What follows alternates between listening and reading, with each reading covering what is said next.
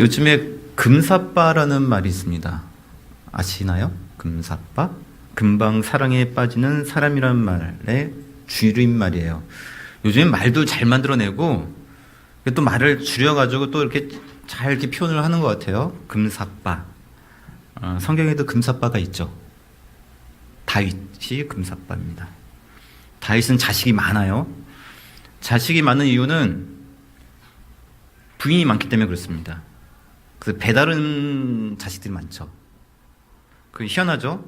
다윗은 하나님을 사랑하고 율법을 잘 지키려고 애썼던 사람이에요. 근데 의외로 말씀을 잘 못 지킨 사람이 누구냐면 이 다윗인데, 신명기에 이런 말씀이 있거든요. 17장 17절에 왕에게 아내를 많이 두어 그의 마음이 미혹되지 말게 할 것이며, 이렇게 해요. 이스라엘 왕들은 자기 자신을 위해서 재산을 쌓지 말고 또 아내를 많이 두지 말라고 신명기 17장 17절에서 가르치고 있어요. 근데 신앙이 좋았던 인물로 평가받는 이 다윗이 이 말씀을 잘 지키지 못하고 부인이 많아요. 왜냐하면 금사빠라서 그래요. 너무 사랑에 잘 빠져. 그래서 사랑꾼이죠. 그래서 아비가일이라는 그 여인을 딱 만났는데 이 사람이 남편 있는 여성이었거든요. 근데 만났을 때 금방 남편이 죽어요. 금방 사랑에 빠져가지고 그 아비가일을 아내로 맞이하잖아요. 그죠? 금사빠라서. 근데 이 금사빠의 단점은 뭐냐면 또 딴 여자랑 너무 금방 사랑에 또 빠지네? 그래서 아비가일을 그렇게 또 아내를 맞이했다가 또 딴 여자랑 또 이렇게 맞이하고, 또 우리가 잘 알고 있는 세계 로맨스, 세계 스캔들이 터지죠? 밧세바라고 했던 그 여인. 자기 부하의 부인이었던 그 밧세바가 목욕하는 장면을 보고 또 금방 사랑에 빠져버리죠? 그리고 데려와요. 그리고 자기의 부인을 삼기 위해서 여러 가지 일들을 이제 이야기하며 일을 켜가지고 세계 스캔들을 터뜨리게 됩니다. 그러고 나서 결혼을 했는데, 그렇게 사랑했던 밧세바였는데 또 금방 또 딴 여자랑 사랑에 빠지기 때문에 밧세바와도 오랫동안 사랑을 나누지 못해요. 다윗의 이러한 모습을 보이는 이유가 아마 다윗은 감정이 풍성한 사람이기 때문에 그랬던 것 같기도 해요. 우리가 아시는 대로 다윗은 성경에 기록되어 있는 많은 노래를 직접 작사하고 작곡했던 인물입니다. 굉장히 오늘날 만약에 다윗이 태어났더라면 아주 유명한 싱어송라이터, 유명한 그 뮤지션이 됐을 거예요. 얼굴 잘생겼죠? 자서 잘하죠? 작곡도 잘하죠? 연주도 잘하죠? 그래서 아주 유명한 스캔들 많은 뮤지션이 됐을 거예요. 그죠? 다윗은 감정이 풍성한 그런 금사빠였고, 그래서 부인이 많은 편입니다. 부인이 많은 이유는 그것뿐만은 아니었어요. 다윗은 또 어떤 그 감각이 뛰어나던 사람이냐면 정치적 감각이 굉장히 뛰어난 사람입니다. 동물적 감각을 지니고 있죠, 정치에 있어서는. 그래서 다윗이 오늘날 살았더라면, 뮤지션이 되었지 않았더라면 아주 성공한 뛰어난 그런 정치인이 되었을 가능성이 높아요. 스캔들 많은 정치인. 그죠? 그러나 이 다윗은 결혼을 자기의 정권을 유지하는 데 있어서 전략적으로 유지를 하기를 시작했고, 그래서 정략적인 결혼을 통해서 그의 왕권을 더 확고히 다지기 시작합니다. 그 대표적인 경우가 어디냐면 그스라고 하는 그 나라와의 관계인데, 다윗이 그스과의 그 외교적인 관계를 맺기 위해서 그스 왕의 딸과도 혼인을 해요. 그렇게 해서 그 그스 왕의 딸, 그러니까 공주겠죠. 그스 왕의 그 공주와 결혼해서 낳은 자식이 누구냐면 압살롬이라고 하는 그 아들과 다말이라고 하는 그 딸이에요. 이 압살롬과 다말은 남매인데, 물론 거기 안에 이제 수많은 배다른 형제들이 있기 때문에 다 남매지간인데, 이 두 사람은 같은 어머니에서 낳은 자식이라 두 사람 사이가 조금 남다른 우애가 있었던 그런 사람이에요. 근데 이 다윗의 배다른 자식들이 많았는데, 그래서 왕자들이 많았는데, 그 중에 서열이 가장 높은 왕자가 누구였냐면 암놈이라는 그 아주 나쁜 놈이었어요. 암놈에게 있어서 이 다말은 이복 동생이에요. 배다른 여동생이죠. 근데 어느 날 암놈에게 이 이복 동생인 다말이 여동생이 아니라 여자로 보이기 시작하는 거예요. 근데 이 암놈이 아버지를 좀 많이 닮았나 봐. 금사빠야.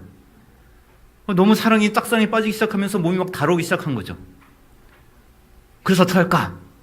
다윗도 자기가 좋아하는 그 여성을 얻기 위해서 수단과 방법을 가리지 않는 아버지였는데, 얘도 수단과 방법을 가리지 않고 이 여동생을 강제로 범합니다. 금사 빨아서 아버지를 닮아가지고 또 그 마음이 금방 식어요.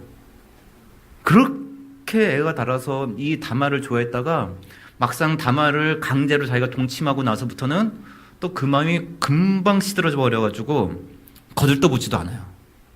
다윗하고 굉장히 유사하죠. 다말은 큰 충격을 받았습니다. 이복 오빠라 할지라도 오빠에게 자신이 범하게 된 것, 오빠가 자기 자신을 범한 것도 충격이었고, 범한 뒤에 자신은 그렇게 쫓아버리는 것에 대해서도 큰 충격을 받았습니다. 다말은 자기 옷을 찢고 머리에 재를 쓰고 크게 울부짖었어요. 그것을 옆에서 지켜본 그 압살롬, 친오빠 압살롬의 마음은 어땠을까요? 아주 다말은 자기에게 있어서 특별하고 소중한 여동생이었거든요. 마음이 찢어지게 아팠을 거예요. 근데 이 사건에서 더 마음이 크게 찢어지게 아팠던 사람이 있었는데 누구냐면 바로 아버지 다윗입니다. 그때 다윗에 대해서 이렇게 설명하고 있어요. 13장 21절을 보시면 자, 13장 21절을 한번 읽어보실까요? 시작. 다윗 왕이 이 모든 일을 듣고 심히 노했다. 다윗은 감정이 풍성한 사람이에요. 분노를 느낄 줄 아는 사람이죠. 이 일을 듣고 누구보다 마음이 아팠고 누구보다 화가 치밀었어요. 근데 거기서 끝이에요. 암논이라고 하는 그 나쁜 놈을 끌어다가 혼내는 것이 아니라 그냥 혼자 불을 내버리고 이 사건을 덮어버려요.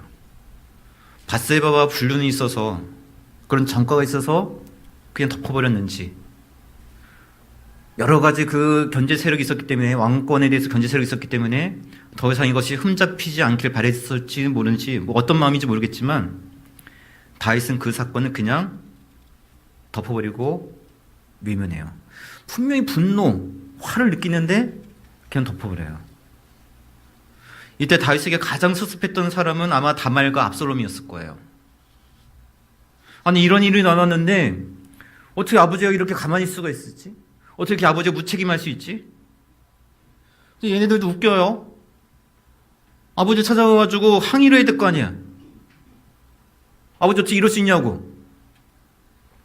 근데 아버지를 찾아가서 암논을 고발하질 않아요. 다말은 딸이라서 차마 찾아갈 수 없다 할지라도 압살롬은 아버지를 좀 찾아갈 수 있지 않아요? 왕자인데. 압살롬은 아버지를 찾아가지 않아요. 압살롬은 다소 감정적인 그 아버지 다윗과는 다르게 굉장히 치밀한 사람이에요. 가만히 침묵하고 가만히 있어요. 아마 압살롬은 사람들이 이 사건을 잊기를 바랬을 거예요. 다윗도 이 사건을 잊기를 바랬을 거예요.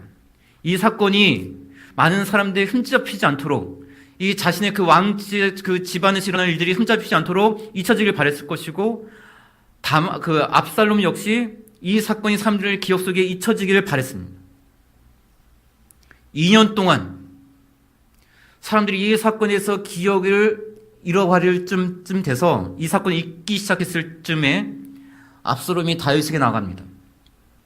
다윗에게 나가서 이스라엘 축제일을 맞이해서, 양털 깎는 날인데 축제일을 맞이해서 자기가 잔치를 벌였으니까, 그리고 형제 왕자들 다 초청했다고, 그 왕도 당신도 오셔가지고 잔치에 참여했으면 좋겠다라고 초청합니다. 다윗은 거절해요. 그렇지만 너무나 대견한 거예요. 다른 사람이 있는다 할지라도 아버지 마음에서 잊혀지지 않을 거 아니에요, 그 사건이.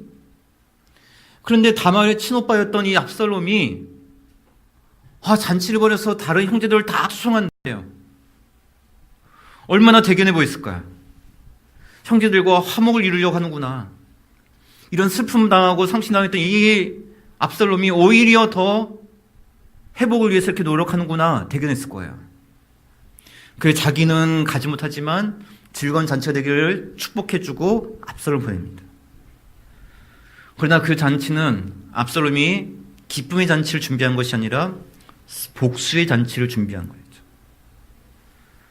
암논을 비롯한 왕자들이 압살롬의 집에 모입니다. 2년의 시간이 지났지만 암놈을 비롯한 몇 명은 조금 경계했을지도 몰라요. 잔치가 벌어지면서 점점 술을 마시면서 점점 여흥을 즐기기 시작합니다. 그때 압살롬은 미리 계획한 대로 자객을 시켜가지고 술에 처해 있는 암놈을 죽여버려요. 이걸 위해서 2년을 꾹 참고 버틴 거예요. 감정적인 다윗과는 다르게 상당히 치밀하고 계획적인 사람이죠. 그리고 계획대로 암놈을 제거하고 압살롬은 바로 자기의 외할아버지, 바로 어머니의 고향 그술 땅으로 도망을 치게 됩니다. 다윗은 큰 슬픔이 당합니다. 큰아들 암놈을 잃어버렸고, 그리고 압살롬은 그술 땅으로 도망을 쳐버렸어요. 13장 36절 보면 왕자들도 울고 신하들도 울고 큰 슬픔이 그 땅에 일어났다라고 이야기합니다. 사실 막장도 이런 막장이 없어요. 그죠? 이거 드라마로 만들면 이거 쓴 작가 누구냐고 막 욕할 거예요. 어떻게 이런 드라마를 쓰냐. 만일에 암놈이 다말을 범했을 때 다윗이 그 문제를 회피하지 않고 보다 적극적으로 나서서 행동을 했더라면 어땠을까요? 그리고 압살롬 역시 다윗에게 나아가서 혼자 속에 꿍꿍 앓고 있으면서 복수의 칼을 가는 것이 아니라 다윗이 나아가서 이 문제에 대해서 정확하게 이야기하고 요청을 했더라면 어떻게 됐을까요? 일어나지 않은 일이라서 알 수는 없습니다. 그럼에도 불구하고 다윗에게서 너무나 아쉬운 모습이었고, 이런 아쉬움이 큰 슬픔으로 돌아오게 돼요. 암놈이라는 그 아들은 죽음에 빼앗겨 버렸고 압살롬마저 슬픔 가운데 잃어버리게 되었기 때문에 그래요. 다윗은 감정이 풍부한 사람이라 누구보다 더 큰 상실감을 느끼기 시작합니다. 죽은 아들로 인해서는 어쩔 수 없지만 이 멀쩡한 아들, 그 압살롬마저 잃어버렸다는 사실로 인해서 마음이 크게 아파지기 시작해요. 그렇게 압살롬을 막 그리워하기 시작하는 거예요. 이 감정이 풍부해서 이 감정을 주체하지 못하는 거죠. 그렇게 압살롬, 자기 도망쳤던 그 압살롬을 그리워하면서 무려 3년의 시간을 보냅니다. 근데 두 사람 관계가 회복될 수 있는 기회가 찾아왔어요. 다윗을 보좌하고 있던 그 요압이라고 하는 부하가, 야, 어떻게 저렇게 아들을 그리우면서 3년 동안 저러고 있을까? 참다 못해가지고 나서요. 그래서 다윗을 서석합니다. 데리고 옵시다. 당신 그렇게 그리워하는데 데리고 옵시다. 다윗은 좋은 명분이 생긴 거죠. 자기 아들 왕자를 죽인 왕자지만 내가 데려오는 것이 아니라 요압이 요청했기 때문에 구실이 생긴 거죠. 그래서 요압에게 허락합니다. 데리고 와라. 그래서 요압은 가서 압살롬을 데려와요. 근데 또다시 이해할 수 없는 행동이 나타나요. 다윗이 압살롬에서 너무나 슬퍼했거든요. 3년 내내 그리워했어요. 옆에서 지켜보는 신하가 정말 참지 못할 정도로 슬퍼하고 그리워했어요. 그러면 그 아들이 왔을 때 뭔가 그 아들을 안아주던가, 그래도 잘못한 걸 수 있으니까 한 대 후드려 패고 나서 또 안아주던가, 뭔가 이런 행동에 반응이 있어야 될 거 아니에요. 그렇죠? 그런데 다윗이 어떻게 행동을 하냐면 14장 24절이에요. 14장 24절 같이 읽습니다. 시작. 왕이 이르되 그를 그의 집으로 몰러가게 하여 내 얼굴을 볼 수 없게 하라 하매 압살롬이 자기 집으로 돌아가고 왕의 얼굴을 보지 못하니라. 거들떠도 안 봐요. 그렇게 그리워했는데, 그래서 데려갔는데 거들떠도 안 봐요. 집으로 그냥 돌려보내요. 얼마 동안 안 보냐면 하루 이틀이 아니라 2년 동안 안 봐요. 다윗이 감정이 풍부하기도 하지만 기복이 장난 아니게 심한 사람이에요. 원래 그 음악하는 사람이 좀 그렇다고 그러잖아요. 음악 막 그렇게 곡 쓰고 그런 사람들이 좀 그렇다고 그러잖아요. 기복이 막 이렇게 널뛰기 된다고 그러잖아요. 이 다윗이 그런 것 같아요. 기복이 너무 심해. 압살롬이 그 술에 피해 있는 동안 3년, 그리고 돌아와서 2년, 도합 5년을 보잖아요. 그럼 압살롬도 아버지가 그렇게 얼굴 안 보겠다 그러면은 그 자리에서 잘못했다고 좀 빌든가 찾아가든가. 아니 얘들도 장난 아니에요. 그래서 2년 동안 안 찾아가요. 물론 압살롬의 마음에도 이해가 좀 되긴 돼요. 다윗이 자신의 얼굴을 보지 않았을 때 마음이 얼마나 좀 상처받았을까요? 그죠? 오라고 해서 갔는데 안 본대. 아니 뭐 이런 경우가 다 있어? 저는 상담이나 심리학을 잘 모르기 때문에 이때의 마음을 어떤 단어로 표현해야 될지는 잘 모르겠어요. 그냥 우리가 흔히 말하는 말로 뭐 어떤 자존심도 상했을 것이고 수치심을 느꼈을 수도 있고 하여간 엄청난 상처를 받았을 거예요.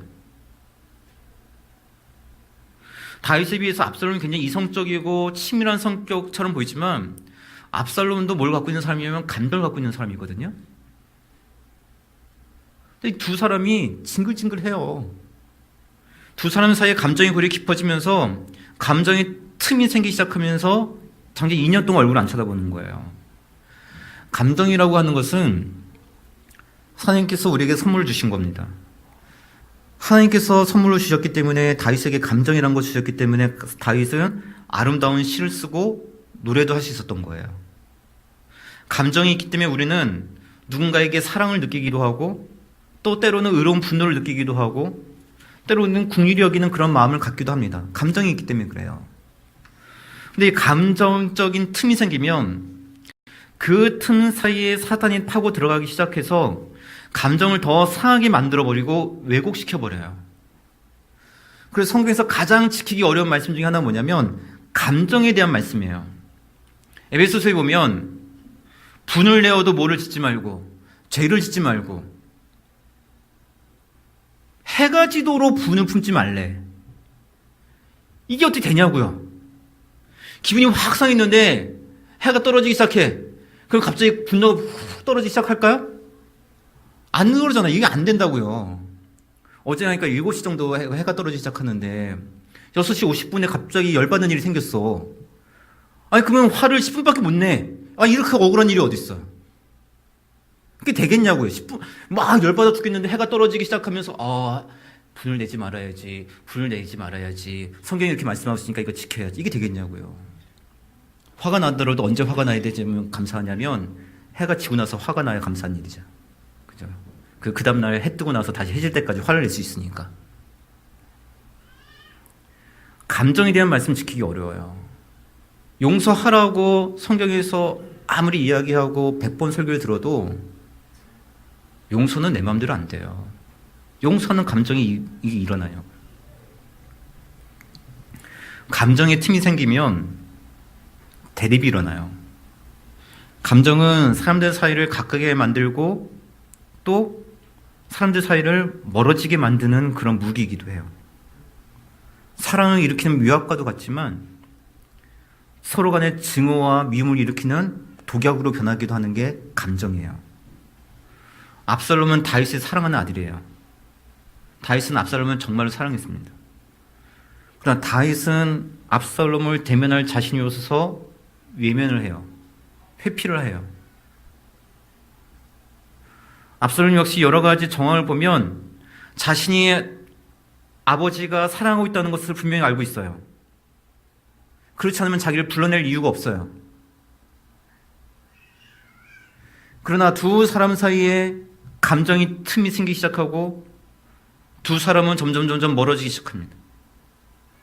압살롬은 자존심 상해서 다윗으로부터는 상처가 점점 깊어지면서 미움의 벽을 차곡 쌓아가기 시작하고 자신과 여동생에게 상처를 줬던 그 암놈을 제거하는데 복수를 벌였는데 이번엔 그 복수의 칼을 자신에게 수치심과 상처를 준 아버지를 향해서 그 복수의 칼날을 갈기 시작합니다. 압살롬은 아버지와 다르게 치밀하고 계획적인 사람이에요. 복수를 위해서 아버지를 찾아가는 사람이 누구냐면 압살롬이에요. 2년 만에 두 아버지와 그 아들이 만나게 되는데 압살롬이 복수를 위해서 아버지를 찾아간 거예요. 아버지를 안심시키기 위해서. 이거 그전에도 한번 써먹었던 거거든요. 암논을 제거하기 위해서 아버지를 한번 찾아가서 암신시켰거든요. 똑같아요. 2년 만에 자기가 먼저 가서 아버지의 얼굴을 뵙자고 해서 얼굴을 봐요. 다윗은 압살롬과 이제 관계가 회복되었구나 생각했을지 모릅니다. 압살롬이 자기를 용서했다고 생각했을지 몰라요. 그냥 그때부터 압살롬은 아버지를 뵙고 나서부터 백성들의 마음을 뺏어내기 시작해요. 백성들은 다윗을 좋아하는데 그 마음을 자신에게 향하도록 그 마음을 한 명씩 만나서 뺏어내기 시작합니다. 무려 4년 동안 아버지가 전혀 눈치 보지 못하게 4년 동안 이 복수의 감정을 갖고 살았다는 거예요. 그래서 백성들의 마음을 하나씩 하나씩 뺏어낸 후에 때가 되었다 생각해서 얘는 꼭 그러면 아버지를 꼭 한번 찾아가요. 또 아버지 찾아가요. 자기가 뜻이 있어서 헤브론에 다녀오겠다고. 원래 왕자는 그 왕궁 안에 있어야 아버지의 그 범위 안에 있어야 되는 거거든요.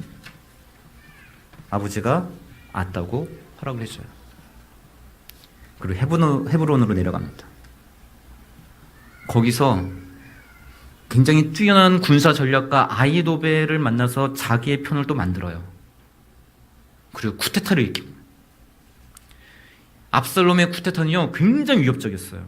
다윗이 그 소식을 듣자마자 어떻게 했냐면 바로 도망쳤어요. 특별히 아히도벨이 함께했다는 그 이야기를 듣자마자 마음이 막 무너지기 시작했어요. 그 전쟁에 능했던 그 다윗도 압살롬의 반란 앞에서 두려웠고 도망치기 시작했습니다. 다윗이 도망칠 때 다른 사람들도 많았지만 다윗을 조롱하고 비난하는 사람들도 많았어요. 왜냐하면 압살롬이 그들의 마음을 돌이켜놨기 때문에, 아버지를 배신하도록 그 마음을 다 돌이켜놨기 때문에 사람들이 따를 때, 도망칠 때 사람들이 오히려 다윗을 저주하는 말도 많이 쏟았습니다. 이때 다윗이 받던 상처가 얼마나 컸는지 이때의 심정을 노래한 시편이 뭐냐면 시편 3편이에요. 시편 3편 1절과 2절 보면 다윗이 이렇게 이야기합니다.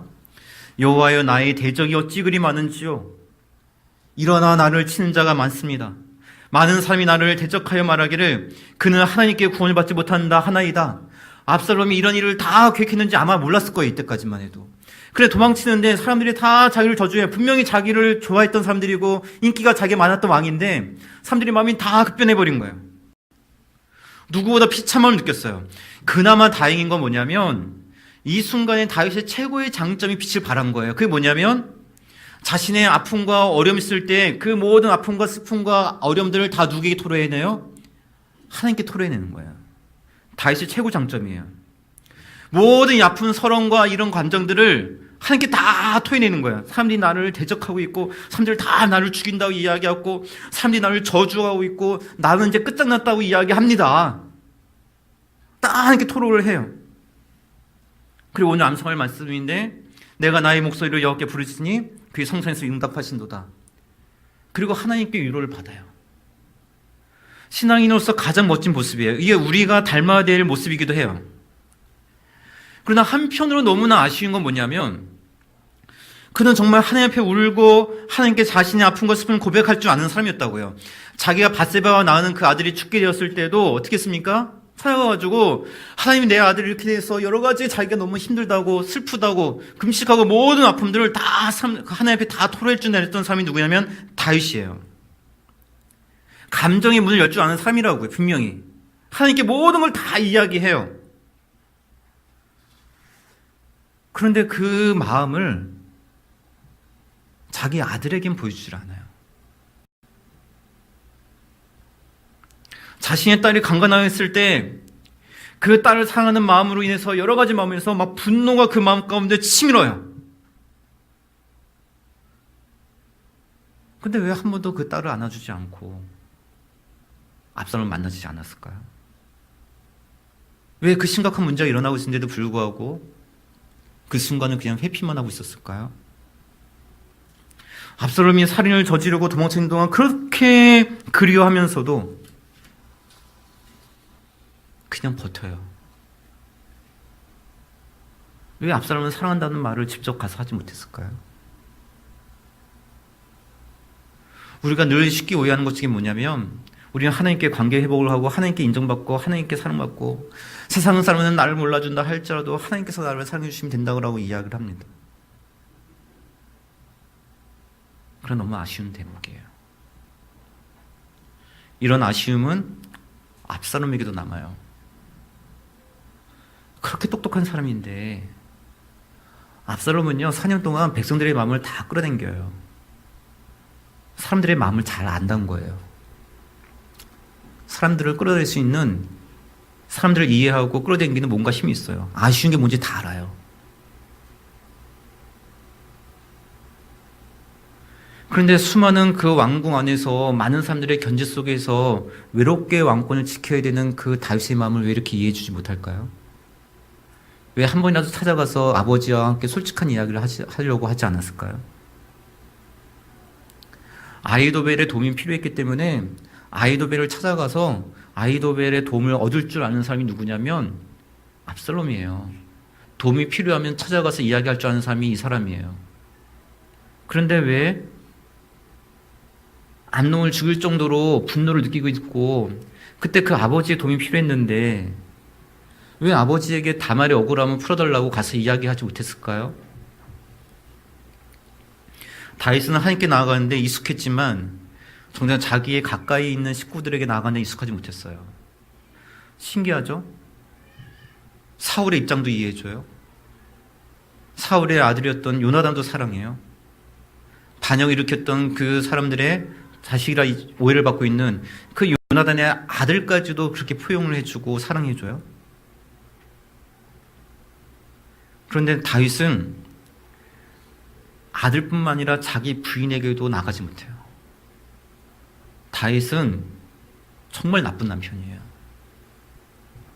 한 번도 부인의 마음들을 이해해 준 적이 없어요.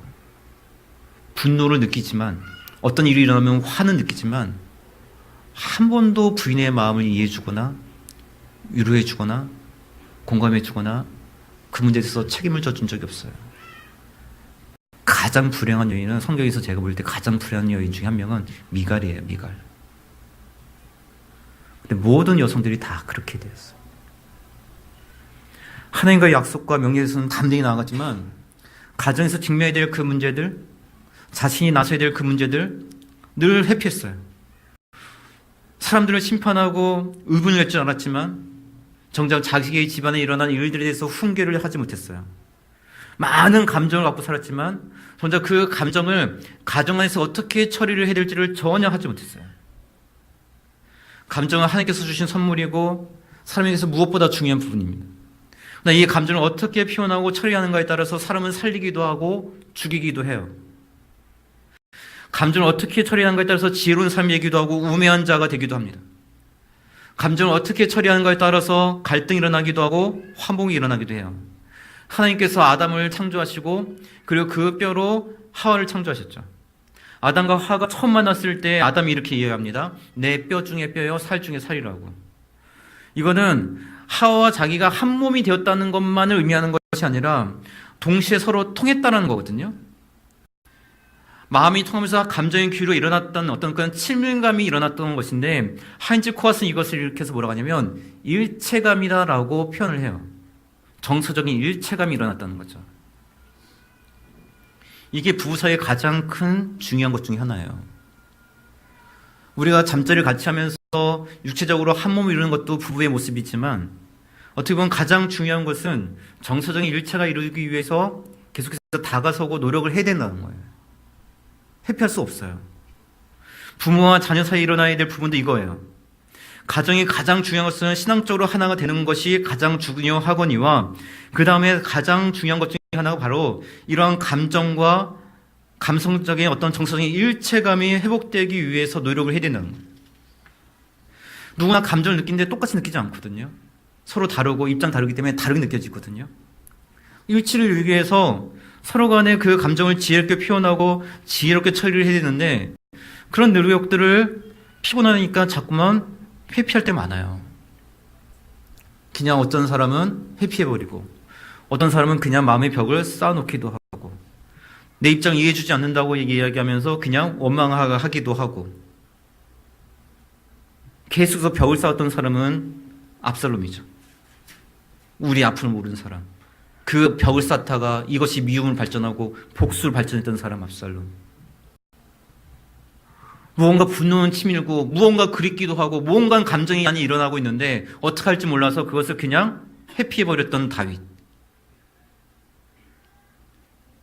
부부 사이에 정서적 일치감이 일어나기 위해서 노력을 해야 되는 거고, 부모와 또 자녀 사이에서 정서적인 일치감이 일어나기 위해서 부모들 또한 노력을 해야 되는 거예요. 회피한다고 막연히 기다린다고 부모와 자녀 사이의 일체감이 회복되어지는 것은 아니에요. 때로는 요즘에는 이제 자녀들이 상처받는 것을 너무나 우리는 지극히 꺼리기 때문에 그냥 자녀들을 그대로 방치하는 건 아니에요.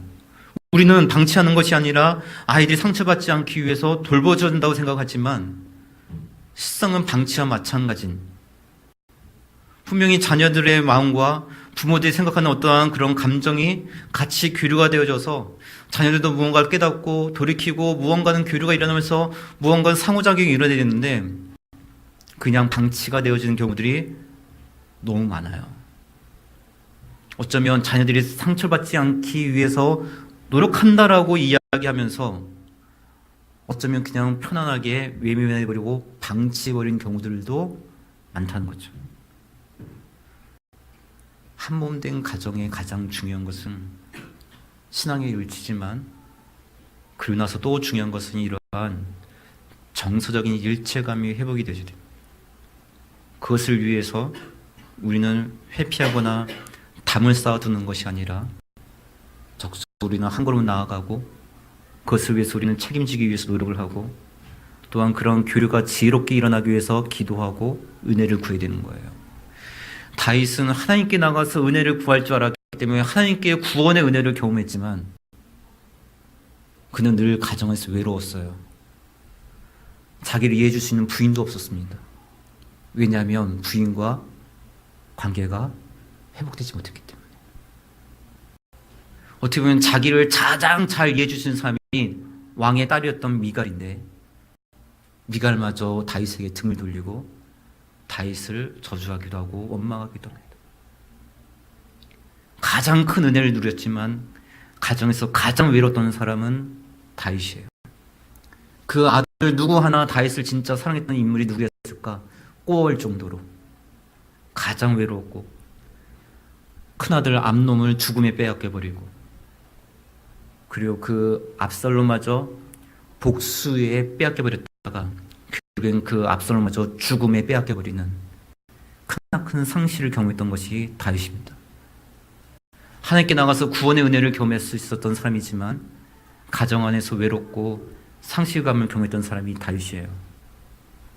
사랑하는 성도 여러분, 아프고 힘든 일 있을 때 주님 앞에 나가서 은혜를 구하시기에 구원의 큰 기쁨도 누리시되 그러나 이 감정을 나만 갖고 살아가는 것이 아니라 부부와 함께 그 감정을 아름답게 교류하면서 풀어낼 수 있는 지혜를 또 구하시고 회피하지 않고 담대히 나가서 그 감정적인 교류가 일어나기에 가정 안에서 외로움이 아니라 가정 안에 진정한 기쁨과 화목함이 함께하고 또 자녀들 사이에서도 이 감정적인 일체감이 잘 이루어져서 정서적인 일체감이 잘 이루어져서 정말 보다 더욱더 아름답고 기쁨이 함께할 수 있는 그런 복된 가정, 그리고 그 아름다움과 건강함이 또 우리 교회 공동체도 흘러넘쳐서 교회 안에서 서로 간의 정서적인 일체감이 회복되어지는 그런 아름다운 공동체가 되기를 주님의 이름으로 부탁드리겠습니다.